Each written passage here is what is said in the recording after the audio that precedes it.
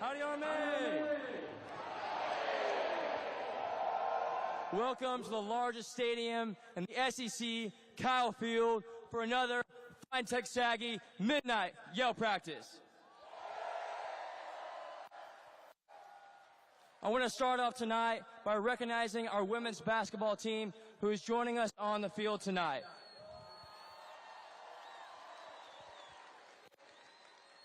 This team has put in a lot of hard work and dedication in the offseason, and we're excited to see what they do in the season that is coming here really soon. So, Ags, let's support them and our men's basketball team. So with that said, welcome to the field, your Fine Texas Aggie women's basketball team.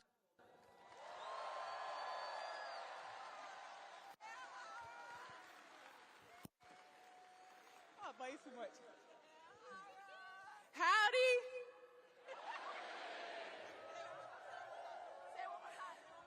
Howdy! Good. I'm Sahara Jones, class of 2024, on your Texas A&M women's basketball team. There's no place like Aggieland, no spirit like the 12th man, and no university with traditions like ours. Tonight, we are here to do what Aggies do best. Stand united, yell out, and get ready to beat the hell out of LSU.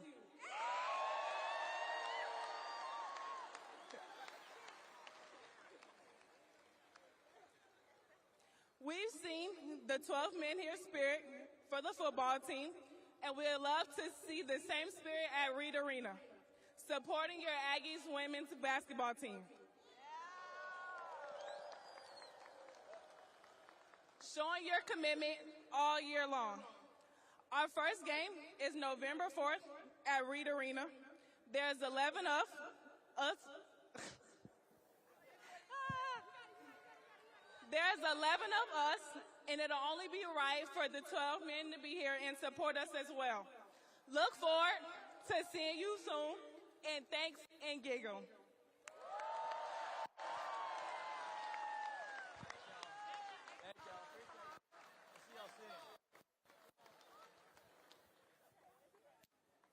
All right, Ags, let's take care of business. Tomorrow night, our Fine Texas Aggies take on those LSU Tigers. Our Ags are back in Aggieland after silencing the cowbells in Starkville this past weekend. The 12th man is buzzing with excitement with the biggest game in college football this weekend. Us and those LSU Tigers are the only teams left that are unbeaten in SEC play that are left. LSU's head coach, Brian Kelly, he's going to be coming on in here with his little Bayou kiddies, thinking they're ready to take on our wrecking crew. And you know what? LSU's a decent team this year. I mean, let's be honest. But you know what, Ags? They were a decent team when they had their Heisman candidates, Joe Burrow and Jaden Daniels, and they couldn't take care of business. In fact, LSU has not won in Kyle Field since 2016. And you can bet that we're living rent-free in 74 to 72 win back here in 2018.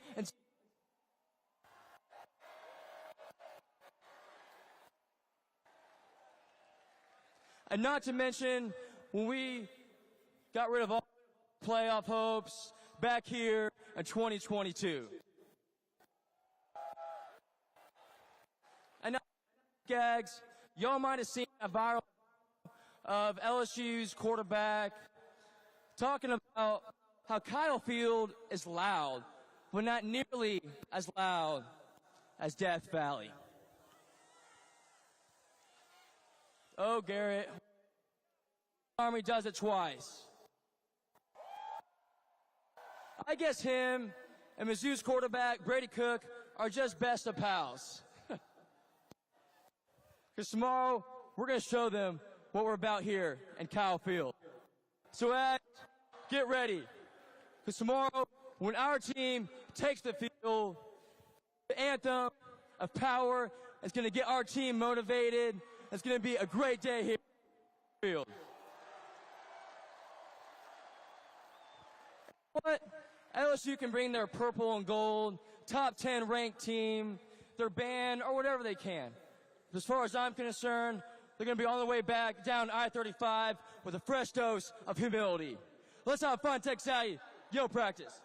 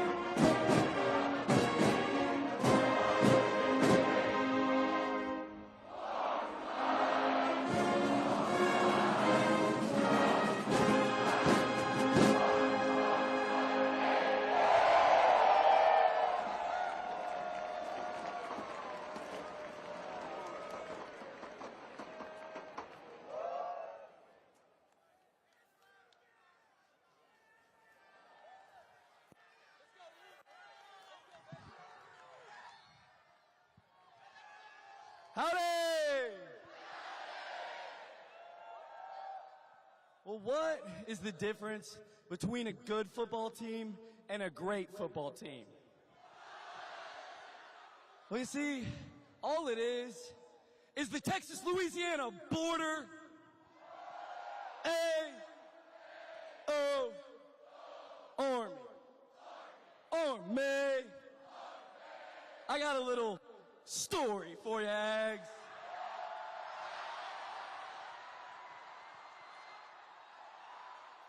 Well, a few years ago, there was this hanky-panky, mullet-wearing, gumbo-guzzling LSU Tiger graduate.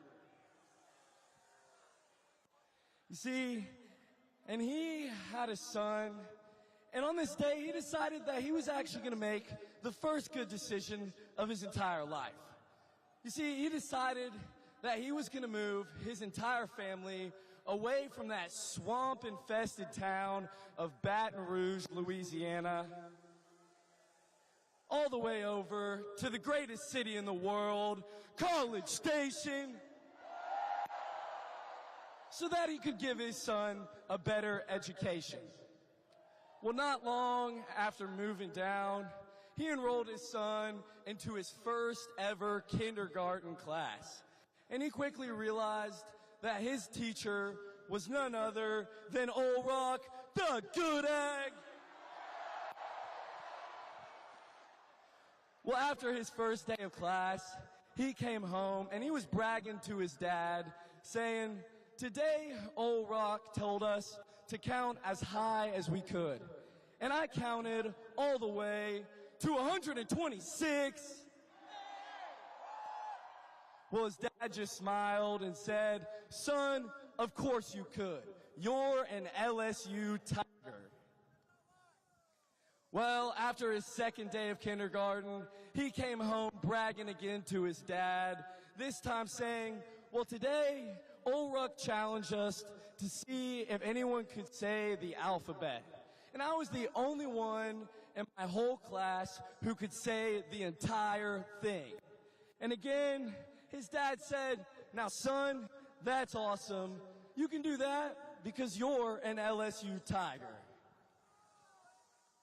Well, finally, on the third day of his kindergarten class, Old Rock told all his students to line up in height order, with the tallest in the front and the shortest all the way in the back. And lo and behold, that same boy was right up there in the front of the class.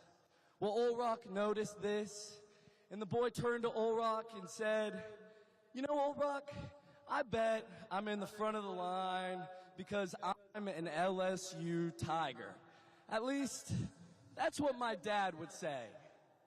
Well, Old Rock, he just laughed at the boy and shook his head, and he said, "No, you're not in the front of the line because you're an LSU Tiger." He said, "No, it's because, well, because you're 26 years old. And that's exactly what we're going to do to him, Max. We're going to beat the ever-living, ever-loving, compound, complex Fightin Texas Aggie. The Aggies are the #1 ranked team in the SEC. Fightin Texas Aggie, LSU is literally the trash can of college football.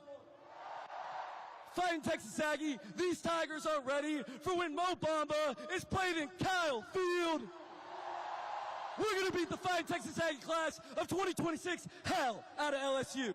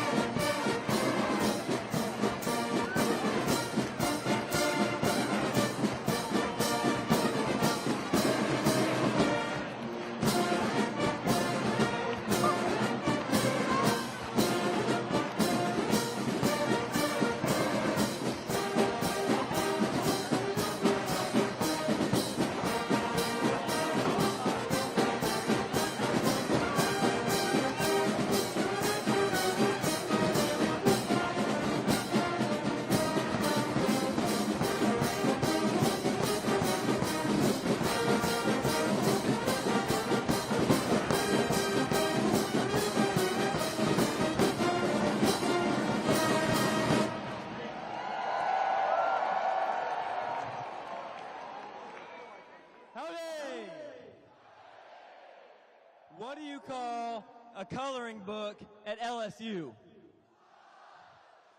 A final exam. A-O, Army. Army. Got a little story for you, Ags.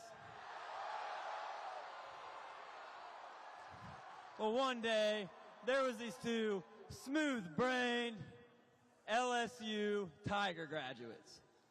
And they came up with the idea to go hunting down in the swamp in that disgusting, swamp-infested, mosquito-ridden town of Baton Rouge, Louisiana.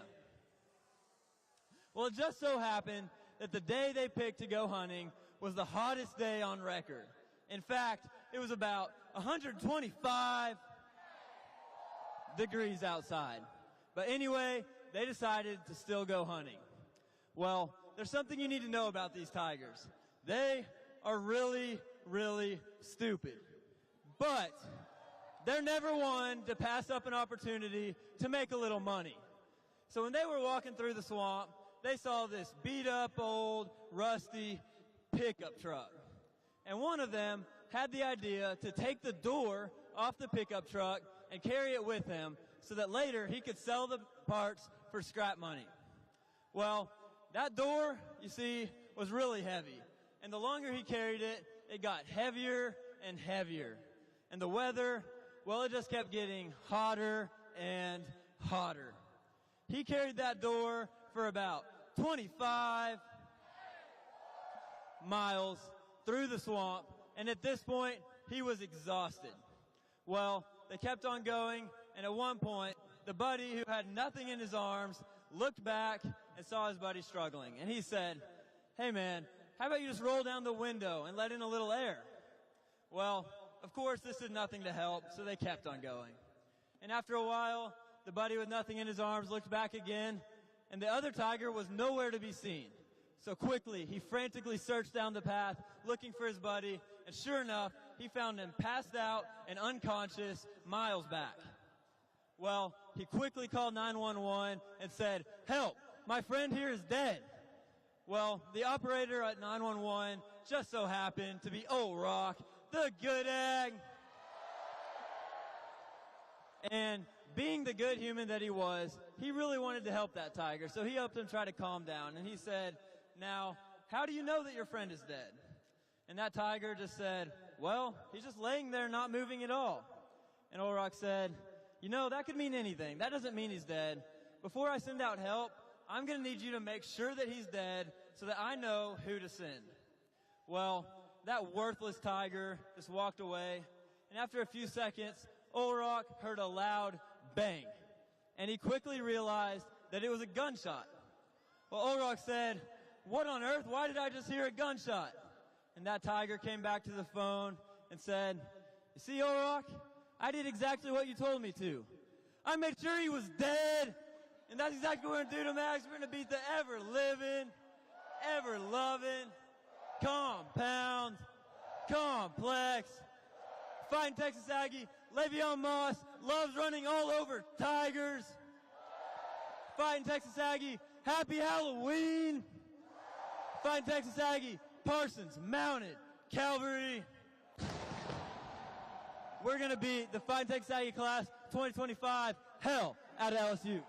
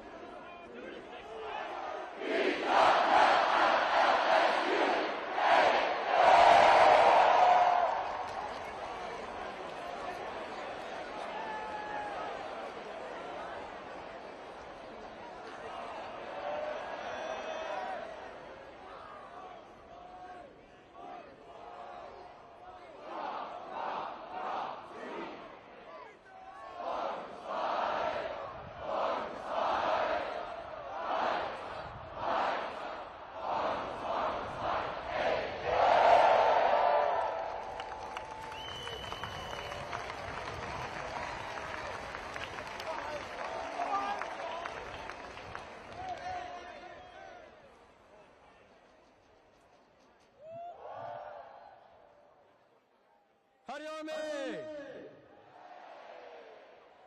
Well, Ags, I think all of us know how big of a game tomorrow is for Texas A&M and our football program. We need to show the world that we have the best home field advantage in college football. Even LSU's own head coach said this past week that playing in Kyle Field sets itself apart from other stadiums, that they cannot let the noise get to them or will impact the result of the game. And I could not agree with him anymore. The home of the 12th man is more than just a stadium. It's a place where our opponents come to watch their dreams die. So tomorrow, let's show LSU that Kyle Field puts Tiger Stadium to shame. And finally, beating LSU here at home is now standard for our Aggie football team. So in the fourth quarter, when that clock strikes 0, don't rush the field, head over to Victory L and celebrate the game with us. With that, Ags, you'll have a great night, get home safe, pack the stands, and wear black tomorrow to support the 12th man in our Fightin Texas Aggie football team. Thanks, gig 'em, God bless, and God bless Texas A&M.